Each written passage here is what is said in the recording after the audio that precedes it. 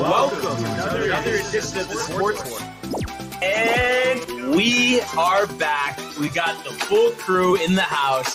That is what it's all about. The Yankees, out of any team in the league, are the best equipped to handle a blow like this. I think there is a higher power at play here. He's due law of averages. That dude is the ultimate scrub. It's trash. Yeah. Every person you have in there is fucking trash. Next game, you're going to see a big performance. You can see it in the end of the game, and I'm just totally stoked and excited for this.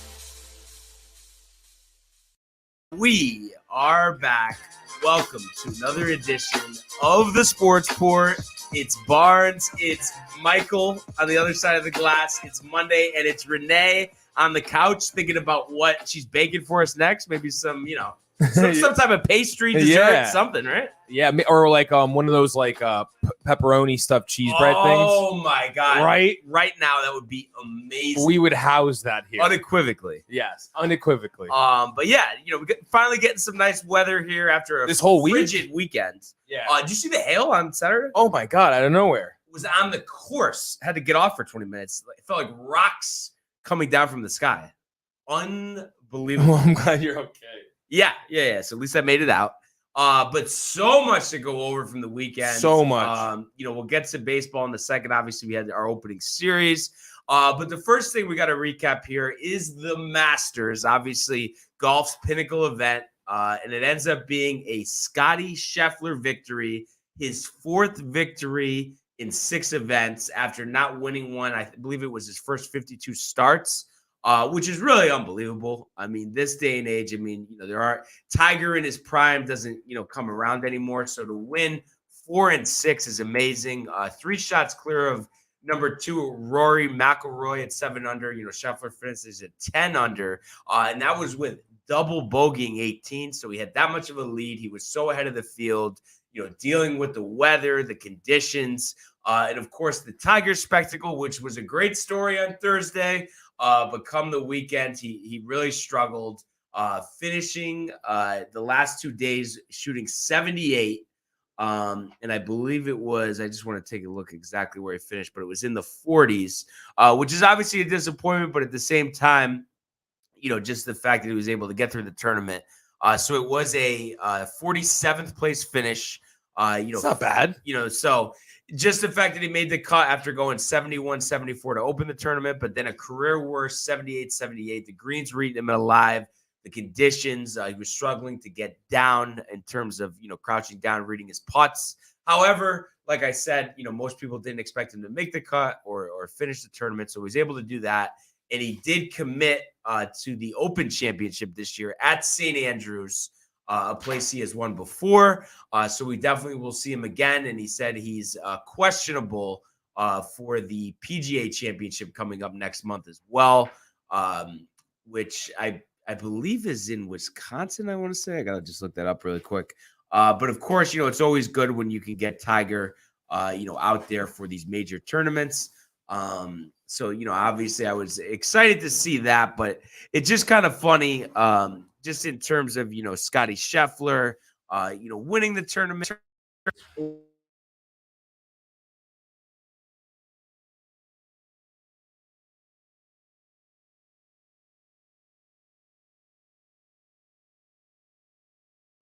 It was literally as soon as you got up. He doesn't want me to piss. Oh, that's weird. I heard a shock.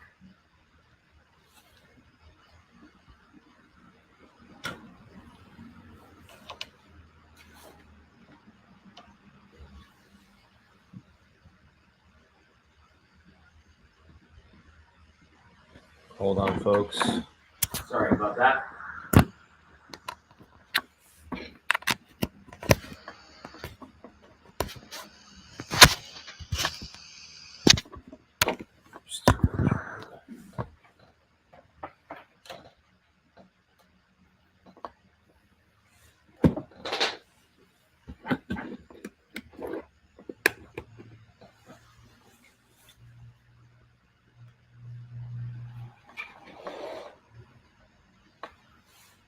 Take your headphones off, Barnes, real quick.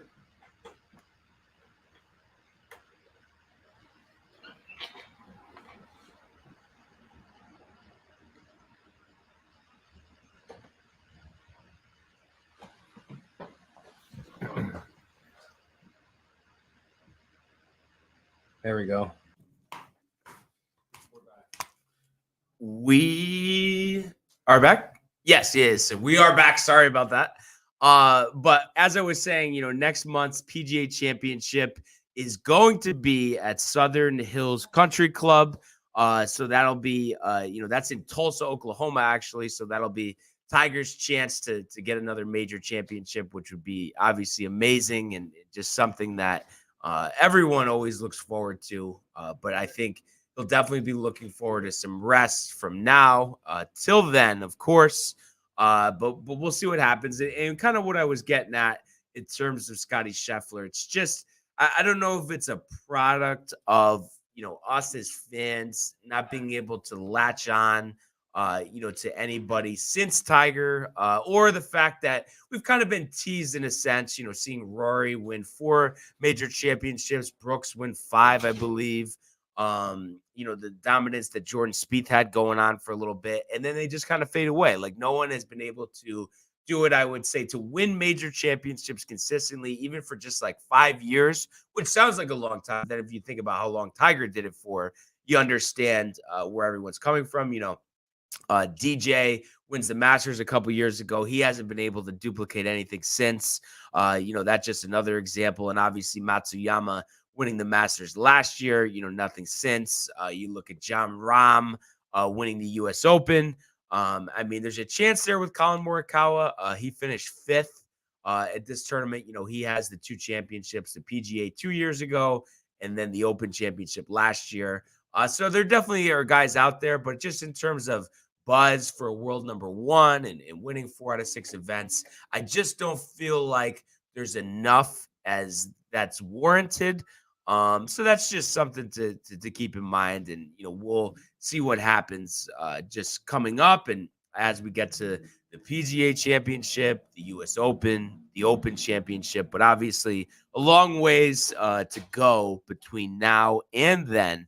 But just taking a look at the schedule coming up as well.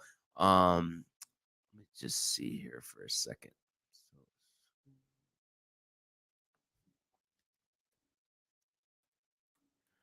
I don't know why ESPN.com just kind of okay. So we do have the RBC Heritage. That is, at Hilton Head, South Carolina. So that's always a good event. But the thing is, there, you do have players that after playing, the previous week at the Masters and exerting a lot of energy, a lot of times, they want to take a break, because you do have the Mexico World Golf Championship as well as Wells Fargo coming up, which is where Rory won last year, his first victory as a father. So that was a big one for him. He hadn't won in a couple of years. So those are some tournaments, and we'll keep an eye on those. But all in all, I think just the important part here was the fact that Tiger was able to get through the weekend, and it was a fun Masters tournament for sure. And hope we get some exciting, the 3 remaining majors as well as exciting as well. But like I said, time will tell in that regard.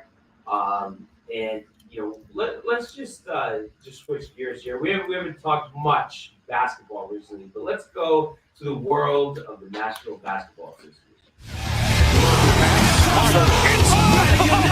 The Bulls go!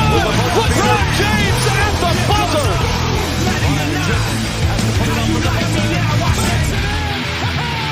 He banks in the three! And the Lakers win the game! All right. So believe it or not, and just because, we haven't had as close of an eye on the NBA as we did earlier in the year, obviously a lot of that has to do with, the Lakers, the Knicks, and just kind of the way the season has transpired. But actually, tomorrow we are going to get 2 play-in games. So basically the winner of the Cavs and the Nets will get 7th place in the Eastern Conference. That's tomorrow, 7 o'clock on TNT, and the Nets, virtue of the better record and really rallying down the stretch to get that 7th seed.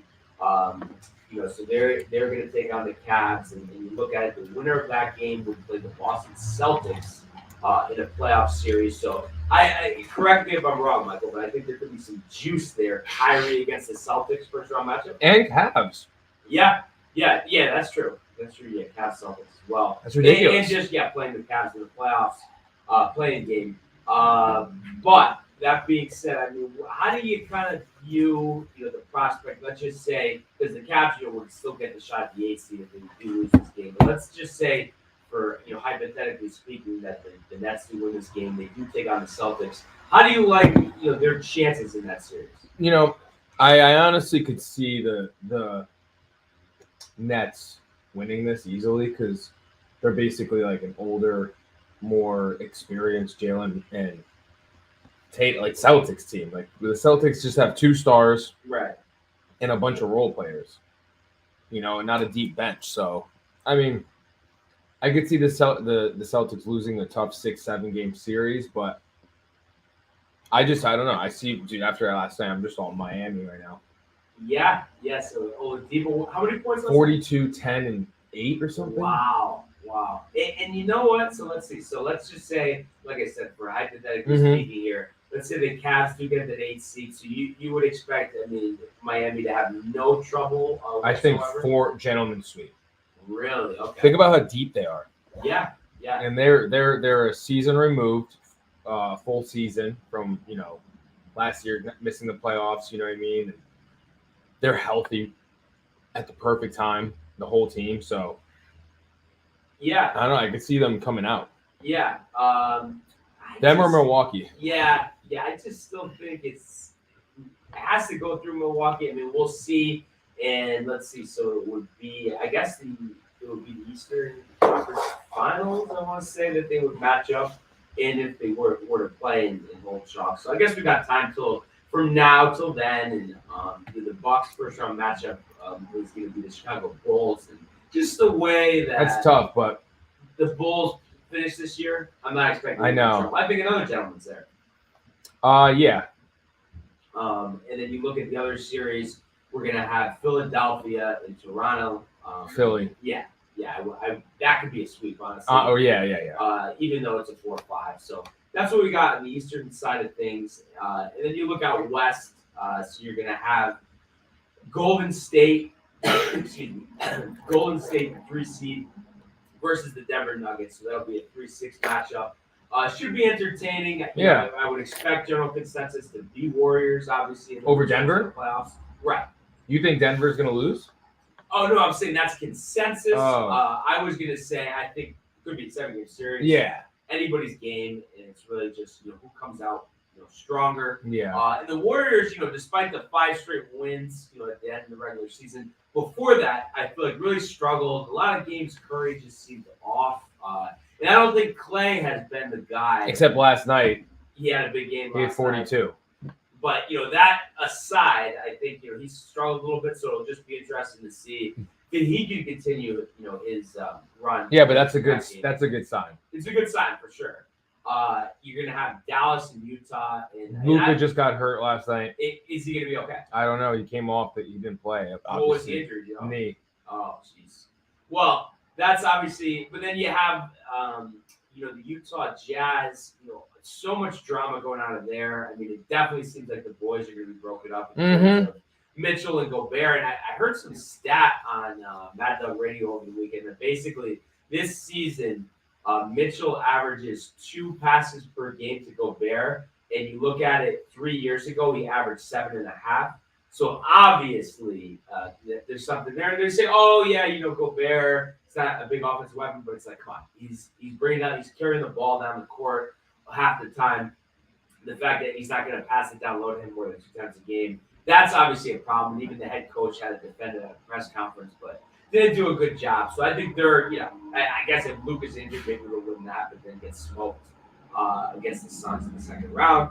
Obviously time will tell. And then you look at playing games. Tomorrow we're going to have Minnesota and the Clippers. What do you think about that game? Minnesota the 7, Clippers the 8. Clippers, Minnesota. Yeah. I think that's a great battle of shit playoff teams. You know what I mean? Like they're Right. gonna just win the first round and then get smoked. But this is just for the play. I mean, who do you favor if you had to say? Dude, it's tough. I honestly, I'm gonna go Clippers. Okay. I want to say Minnesota, but like, Hard to count on them. Yeah. In a big spot. Yeah, exactly. 4 and 6 in the last 10. So let's say if the Clippers did win. it was his Cavs, by the way. Oh, jeez, you never know with that. It would be Memphis versus the Clippers, 2 versus 7. Is Ja good to go? What's the deal there? Ja's back, yeah. Okay. I know he was out a while, right? Yeah, he's back though. Okay. So you'd expect them to have no trouble with the Clippers. And then you'd have the Pelicans, San Antonio, winner of that game would play the loser of the Minnesota and the Clippers game. So I kind of think it's Spurs and Pelicans. Sure, they could maybe still be 8 seed, but I think it'll be, the Minnesota doesn't win that game, they'll win the next one. So then they would face off against the Suns.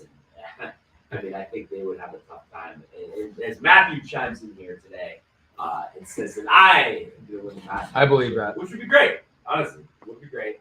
But I guess time will tell, right? I see it already. What do you think? They just announced, I guess it was today, that Frank Vogel's out after the atrocity of his season. 33 and 49 for the Lakers this year, including 3 and 13 in their own division, 12 and 29 road record. Vogel out. I mean, you think it's going to be a Van Gundy Jackson play? No, it's gonna be Doc Rivers apparently. Like that's. Like, I heard, yeah, and it's like, dude, he's leading all-time NBA history playoffs for blowing leads. Oh yeah, of course, and it's just like he wants to be anointed the next Messiah. Yeah, for winning in 08. I know. That's it. Your record's horrible. I know. You blew a 3-run lead when you were with the Magic to Mhm. the Pistons back. I don't even know when that was, 2003, whatever the case may be. So that would, and then also it's like, why is he going to be out of Philly so quick? They're that Morey's that tight. I mean, I guess we'll see how I guess this playoffs. If they're one and done again, Yeah, come on. It's the whole thing is just insane. But yeah, I guess time will tell, and I hope we get the rematch from last year's finals. But obviously, a long way between now and then. We'll keep an eye on everything, of course. But now is a good time to go to the world of Major League Baseball. 2-2, he got him swinging. A back-to-back strikeouts for Robbie Ray. There's damage right there. Shohei, way, Cy-Yo, nada, where did that land? Stuck to Chapman, who leaps up and grabs it. Story spins and fires. Out at first. There it goes. See ya. Home run, Aaron Judge. Michael. Yes. It still pains me that they didn't just get it done. And I know they can get it done, and I've heard more clarity on the issue. So pretty much, including this season, they had offered him an 8-year deal for about $217 million. And I guess what he wants is comparable to what Mike Trout's pulling in 9 years, $360, so $40 million per season. So right now, if you think about that, maybe he'd meet in the middle. But if he didn't, that's about $8 million per season, and then add a year or so to the contract. And it's just like, why? What? I just, you know what I mean? I'm still just in shock that it's like, why are they trying to get away with the cheap? I mean, dude, from what I've heard, it's if he doesn't sign, he could sign somewhere else. And that's our thumbnail. It's Judge in a Mets uniform and Zion behind me in a Knicks uniform. It's not the Mets. Come on, he doesn't want to ruin his career. He actually wants to win. And I hate how everyone's comparing this to, yeah, Cano wasn't even the face of the team. No, let alone Judge, the league. Yeah, exactly. He's arguably the face of baseball. So, and the one thing I'll give the Yankees credit for, I understand that they're scarred with long-term commitments for aging players, burned on the back end, but it's like, come on, A-Rod was doing steroids. That's a completely separate case. And you want to talk about Teixeira and Sabathia, but they still weren't complete train wrecks, and neither of those guys were as good as Aaron Judge or as important to the team. And I just think maybe they're hoping, maybe this distraction will make him perform less this season. So this way we can sign for cheaper. But it's like, you really want to cost the team this year just because you want to save a couple bucks? Like, it just, and then now there's like kind of bad blood between the two. And I just do think if they had met in the middle of the $35 million, even over 8 years, I think he would have accepted it. And then it's like, what are we talking about here? So, but you have faith though that just cooler heads prevail or not? You're trying to get me a second time. No. Just by the tone there. I think it'll get done, dude. I mean, wouldn't they be dumb not to? Wouldn't it be dumb? I mean, it would be idiotic. Get it together. Judge the Mets. It's not fucking happening, okay? So I don't care what the FCC has to say about that, all right? But, obviously we'll keep an eye out for that. I mean, would be very unexpected, something were to get done in the middle of the year, but we've seen crazier, I guess we could say. So just kind of to give a synopsis, over the weekend, we had opening day and, the 3-game set with the Red Sox after Thursday's opener got rained out. So, exciting opening day win, on Friday, 6-5. Was there a fight? No fight, but there was somebody got, there was 3 games that I'm like getting. Well, the Mets was what it was. Not what the hit batters. But at the end of the day, we did have a struggling Garrett Cole start for the Yankees. I think he gave up 3 runs in like the first inning. But they were able to battle back, win the thing in extra innings. So Cole's line was 4 innings, 4 hits, 3 earned, 1 walk, 3 Ks, only 68 pitches, building them up. But then the bullpen was pretty much flawless other than a run allowed by Clay Holmes, and then Michael King, allowing that ghost runner to score in extras, but striking out 3 and looking pretty good. And, it was just kind of nice to see Josh Donaldson, first year on the Yankees, leadoff hitter, get that hit up the middle to win the game. So it's just always nice to set the tone, start right with a win on opening day. And then you had the homers by Judge, by Rizzo, or not by Judge, by Rizzo and Stanton, as well as LeMahieu. So it was nice to just, hit a couple home runs, defeat your rival on opening day. That's what we had Friday. Saturday was another good day for the Yankees, and the return to Luis Severino, and kind of like Cole, gave up a couple runs early and then settled down. I think his final line was 4 innings, 2 earned. I want to say, let's see, pitch-wise. So actually, 3 innings, 2 earned, 5 Ks, hitting like 99 on the gun. So you like to see that. I'd expect next time out to see some more length out of Severino. And he was once again picked up by the bullpen. He goes 3 innings. The bullpen goes the final 6, and 1 inning apiece from Marin Asio making his major league debut, striking out 2. You had former Met Miguel Castro with a scoreless inning, Lucas Licky, Chad Green, Clay Holmes, Aldis Chapman to nail it down. So that was good from a pitching standpoint. Stanton goes deep again. Rizzo goes deep again. Only 4 hits, but they got him at the right time. A pair of 2-run homers. So it was nice to get another win. I mean, there's just no other way to say it. And then we had Sunday Night Baseball last night. Disappointing 4-3 loss in a game where they fell behind early. Tied this game up at 3. And then Clark Schmidt, making his season debut, did give up what turned out to be the game-winning home run for Bobby Dahlback. So, of course, you would have loved to sweep the Red Sox. And it's just the thing that was just tough here is, they left 11 on base. 3 for 11 with runners in scoring position. Aaron Hicks came up twice in key situations and popped out and got out another time as well. So he's just one where it's just like I have a tough time. I mean, I'm sure you got to give him time. He's been out a while. Just get back in the swing of things. But it's just like with what he's done the last few years, it's hard to be patient, because you just think of him as he's not going to step up. He's not going to do what you want him to do. So that'll be interesting because I just think, their best lineup is actually with him on the bench, with Judge in center, and then you have Stanton play right field, and Gallo play left, even though he's looked terrible. I mean, just too many strikeouts for Gallo, and it's just like with Hicks. It's just tough to be like, all right, I'm going to wait it out. He's going to do it.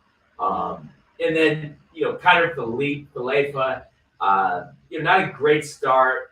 Made an error over the weekend, and he's got one hit so far. And you look at Oswald Peraza in the minors, the number 2 prospect in AAA, had 4 hits the other day, including the game winner. It just seems like, why not just bring him up? And I know it seems like, oh, well, then you just kind of traded, Urshela and Sanchez for nothing. But I think despite Gary having a granny over the weekend as well, yesterday, you just needed to get him out. Urshela, not so much, but Donaldson, 3 strikeouts yesterday. But he's looked pretty competent despite that, and I think that part of it will work out. But it's really just a matter of, what are you going to do in center? Are you going to give Peraza a shot? I think those are the question marks. And I just want to see, as they start, a 3-game set tonight with the Blue Jays, I want to see, them hit better in the clutch. You can't just always wait for a 2-run homer, a 3-run homer, a grand slam. As Tony says, Castro looks good, and I have to say, I was really happy with that trade because Rodriguez I don't think offers much, and Castro just the velocity alone I feel good makes it worth it. So I'm happy with the bullpen. We want to see some more timely hitting, and I am excited about Anthony Rizzo. He had a big 2-run single yesterday. I think he's gonna have a lot better year. He dealt with COVID last year. Didn't have the full season in New York, so I think that'll make a difference. Him being more comfortable. But we'll see. Like I said, it was disappointing to lose yesterday, and you would have liked to get a better start on Montgomery, but he gets hit in the leg. I thought it was funny. I was watching the game with one of my friends, and I was like, once he got hit, I was like, oh my god, he's not gonna come back to the second game of the second half of the season. I mean, I thought he fractured his fibula, but he did stay in there to go 3 1/3, but gave up the 4 hits, the 3 runs, the 4 Ks. So provided he's healthy, to look for some more length out of him in his next start. So. Definitely a tough loss, but big picture wise, you win 2 out of 3. You just keep winning series. The rest will take care of itself. So on to tonight's game against Toronto. You're going to have Jameson Taillon versus Alex Manoah, the hard-throwing righty, 24 years old, and really burst on the scene last year. Had some great numbers. You look at Taillon, really a tale of a few seasons for him. Started out awful, had a great stretch, got injured, came back, wasn't the same. So just be, a question. He hasn't pitched that much the last few years. Can he stay healthy? Can he give him 160, 170 innings? And tonight, the Blue Jays, I think, got 17 runs somehow in 3 games, which is absolutely insane. Where's Babe Ruth taking every at bat? Jesus, dude. But we know about, Bichette, Guerrero, Chapman. They have a lot of big, hitters in the lineup. But that being said, I think Manoah might have shut down the Yankees last year when they played. But I just don't think I don't think that's going to happen again today. I think they're kind of motivated, from having that tough loss last night. I really think they're going to focus on just making contact, getting on base, and manufacturing some runs, and maybe a big bopper too. Obviously Judge, 4th game of the season, due for a homer, so just might be something to watch out for. But I'm going to use this as actually one of my picks for tonight. And we'll go over the records and everything with our NHL picks. But just for tonight, I'm going Yankees over Jays for 1 pick. And then, or actually, wait a second. I think Tony actually might have. Yeah, he did well. I'm still his pick. All right, so he's going Blue Jays. I welcome that. Yeah, I welcome a loss for Tony. He goes Blue Jays and Cardinals for his baseball picks. Cardinals facing off against the Pirates. Hard to fault him there. He says 7-3 Toronto. Michael, what is the CBD that good in Massachusetts? It sounds like it. Because that's just insane. 7-3. Come on. I think 7-3 the other way. I would agree with that. But I'm questioning that. So Now I have to go with my 2 picks. So just taking a look at the games on the schedule. My first pick, just looking at some of the pitching matchups here. Give me the Phillies over the Mets. Juwan Walker. Oh my God! I mean, it's just like how is this guy on a major league roster? It just the way he pitched after I think making the All-Star team last year was absolutely atrocious. I want to say his second half ERA was about 6. Ranger Suarez, one of the more up-and-coming younger pitchers in the National League. Closed some games for the Phillies last year, but made the transition to starter this year. So the Phillies at home. I can see Bryce Harper going deep. 3 home runs. 3 home runs. Schwarber having a homer. I can see Castellanos having a homer. So Final score 15-3 Phillies. I'm going to just go with that, honestly, because I just think Tony's, a little too much on his high horse. Yo, yeah. Mets, start. So Phillies for my first pick. And then my second pick here, I am going to go with the Tampa Rays over the Oakland A's. Luis Patino on the hill for the Rays. And, the Rays just win games they're supposed to. A's that are a shell of themselves in terms of trading away Chapman and some of the other guys they lost this past season, their pitchers and whatnot. So give me the Rays. So just recapping that quickly. I have the Phillies and the Rays, and Tony has the Cardinals and the Blue Jays. And like I said, we'll go with the hockey picks in a second. I just wanted to recap quickly. The New York Mets, like I said, did win 3 out of their first 4 games, going back to Thursday. So when you look at this, they won Friday and Saturday. Friday score 7-3. Scherzer's debut, he gets the win. Didn't look great, looked okay, but he got the win. I think that's the important part there. We had the plunking going on. Lindor, hitting the deck basically. As Tony says, the CBD is strong in Bridgeport apparently.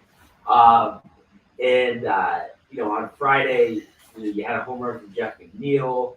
Bullpen did its job. So nice win on Friday for the Mets. 7-3 over the Nats. And then on to Saturday, just taking a look at the box score here. So Saturday was 5-0. Chris Bassett making his Met debut, shutting down the Nationals here. So, obviously Bassett does his job. The bullpen does its job. You get 5 runs, including a home run from Pete Alonso, a grand slam actually, providing the offense there. 2 hits from Nimmo. So a nice win to get to 3-0. And then came yesterday, a game which was close, but you kind of looked at it, and to quote Tony himself, I mean, it was kind of a law of averages situation. I knew going into it, a 4-game sweep, division rival against a team like the Nationals, who many are not predicting to do well, but Tony has winning the division.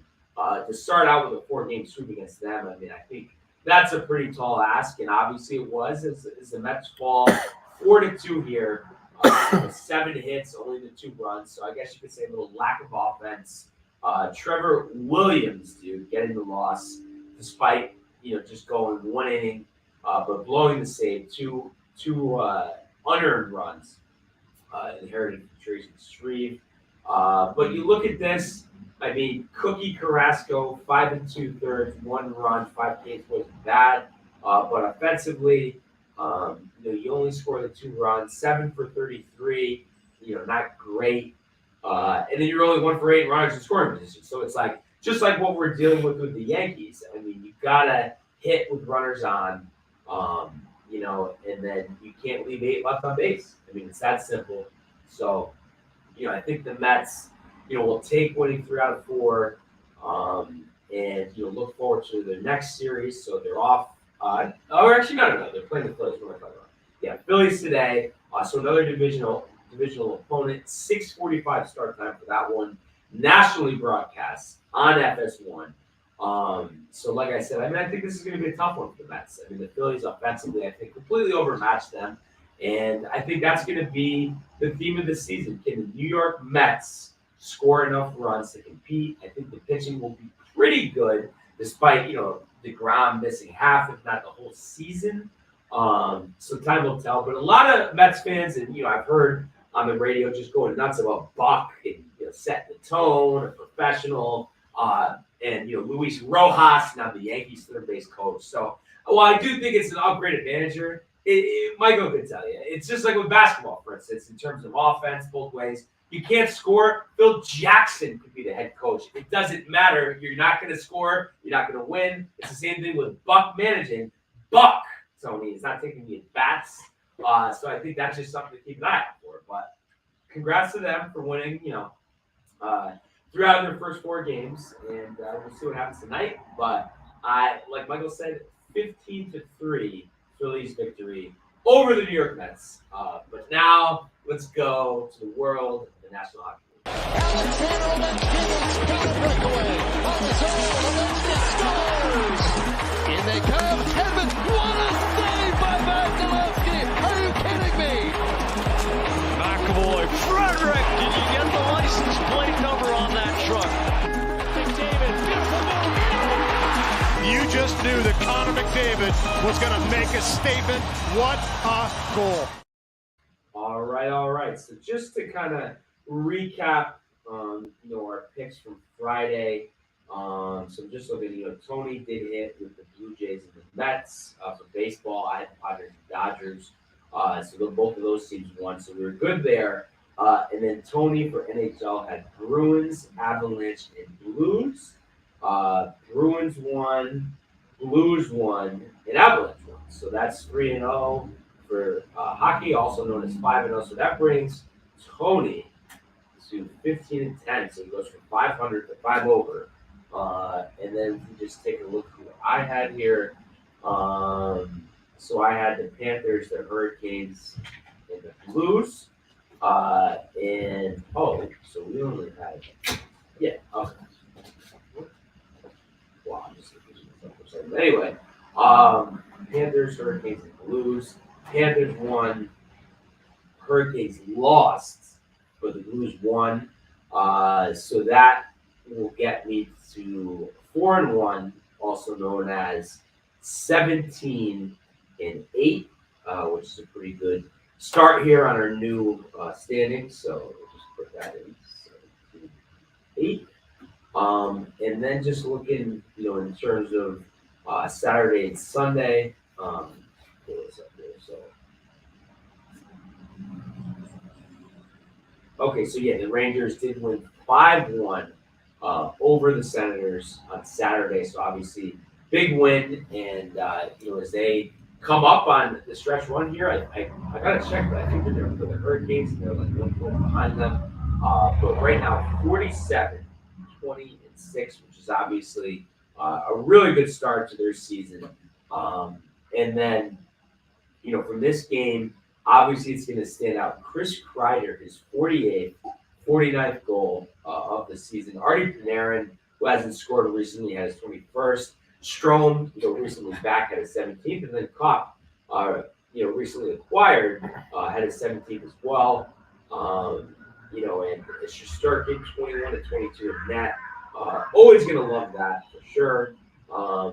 So all in all, just a really good time to be a New York Rangers fan. And I did say to the group text, Michael, this weekend, New York sports are back. You're just excited too, because you have to admit, when did the sentiment start changing? Because we were talking about Obi having the 42. In terms of your confidence and just having him be part of the future. Oh, I always had confidence. You never wanted to get rid of him. Never. Not him, Julius. Straight up for Zion. Well. No, I want him and Zion together. No, I know. But obviously, if that was the matchup, you would take it. But yeah, and quickly too, because I feel like he really struggled at the beginning of the year, but then finally when Thibs gave it. Like play them, dude. You can't. They'll play well. It's that easy. So I think really when you just look at it from a whole, the Yankees' future is bright, the Mets' future is bright, the Rangers' future is bright, as well as the New York Knicks' future is bright, and then we'll see what happens with the Brooklyn Nets. They might be the outlier there. Unless they win the championship this year. Unless they win the championship this year, which I would not expect to happen. But you never know. So this Rangers game is going to be tomorrow against the Hurricanes. And I just want to just take a look in terms of the standings here in the East. But I did hear, because Boomer was talking about it this morning, that they were only like 1 point behind them. So they are 2 points behind them. Currently in fourth, and did clinch the playoff spot this past week. But right now they're in a virtual tie with Toronto, who I guess has the tiebreaker here at 100 points. So 2 games behind Carolina, so that would obviously be big to beat them tomorrow. And then, if everything stayed the way it is, they'd have a tough first round matchup with the Tampa Bay Lightning, Vasilevsky, and all of that. So going to be very, very interesting down the stretch here in terms of hockey. And, usually Monday, is a decent slate, but 1 game only tonight, a 7 o'clock versus, 7 o'clock NHL Network, and it's going to be the Jets versus the Canadiens. But, looking at that matchup, it's funny because obviously the Jets have had a lot better year than the Canadiens have this season. However, before winning their last game versus Ottawa, they had dropped 4 in a row. So it's definitely been an up and down stretch for sure.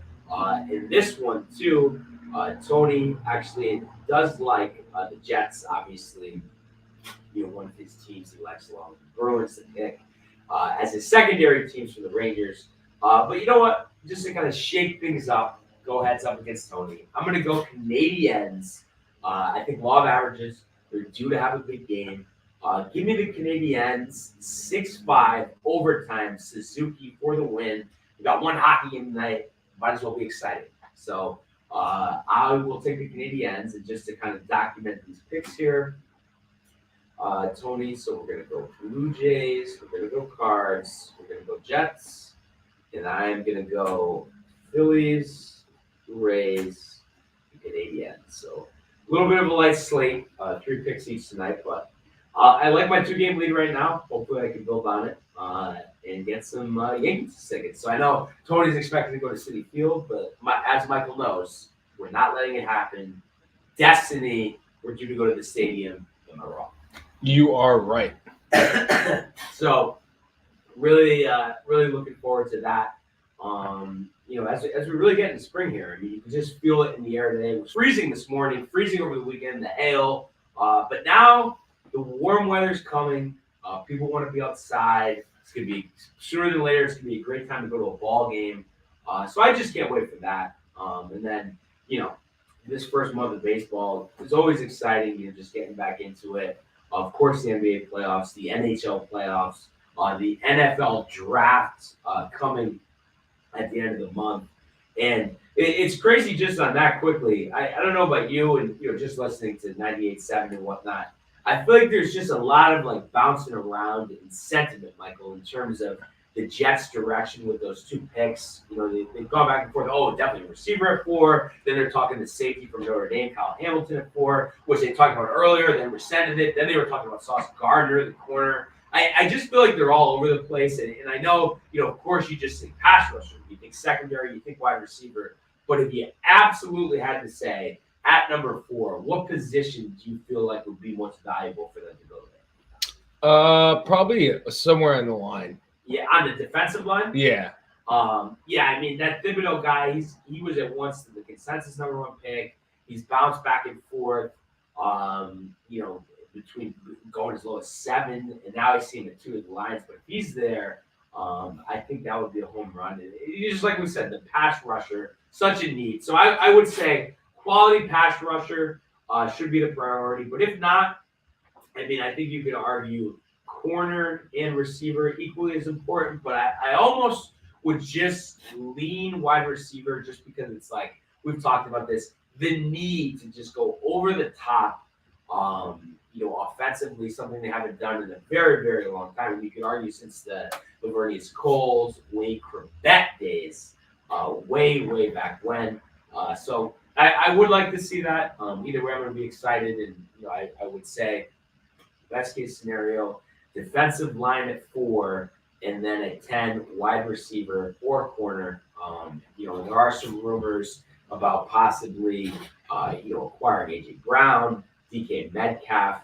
Now, if it was solely for that 10th pick and the fact that you have to give them a contract that's averaging over $20 million per season at the wide receiver position, do you feel like that's the way to go, Michael? Or do you value just having the pick, making the pick, and developing your own guy and not having to shell out some big contract? It would be getting the pick or DK. No, I'm saying, but which one? I don't know, either or with DK, not AJ Brown. Not AJ Brown. He's too old. But so basically, you think DK could be like legendary Jets, Yeah. the best ever. Yes. in New York Jets, which not that hard to do given the amount of guys, but Corbett did hold his own. I mean, we have to give this to the undrafted receiver out of Hofstra, dealt with some concussion issues. And then while we're talking football, I know you must have seen this obviously over the weekend. Terrible news about Dwayne Haskins, the Steelers quarterback, getting killed crossing the highway in Florida training. Only 24 years old. He's going to turn 25 next month. The former OSU standout and first-round pick of the Washington football team. But it's just like so tragic and just a life lost way too young. And it's just very unfortunate. So obviously condolences out to his family. You just hate to see things like that. So that was obviously tough to see, but a lot going on in the world of sports, Michael. And I mean, so much. And anything, I feel like MMA is it in boxing? Is it still alive? Like it's still going on? Whatever his name is, Ryan Garcia or whatever won the other night, but I don't know who he's fighting. It's like I feel like you're a little discouraged. Yeah, we'll see what happens in the summer. I mean, any like ideas to fix it, like just to kind of get more buzz, more juice. Have the main guys fight more, and like almost like in their contracts have it be. But I see that's the tough part. It's like you can't no one's gonna sign a contract that says they have to fight for whatever amount of money, and they can't say no to anything. Like you know what I mean? Imagine if the contract was put like that. Yeah, I mean We know Dana would love that. Oh yeah, He'll give them $10. 15 if they're lucky for a win. So we'll see if we get anything interesting there, but a lot of exciting stuff for sure. As we wrap up here on Monday, but another great show. Really appreciate everyone tuning in, and we ask everyone to keep commenting, liking, and subscribing. Enjoy the day, enjoy the games. Definitely check out all of our archives on our YouTube page. Some merch at downtimetv.com. And we will see you mañana. Hey guys, Tony here from Downtime TV checking in. I want to thank all our fans out there who's been liking, subscribing, sharing our content. You guys are the best. You guys are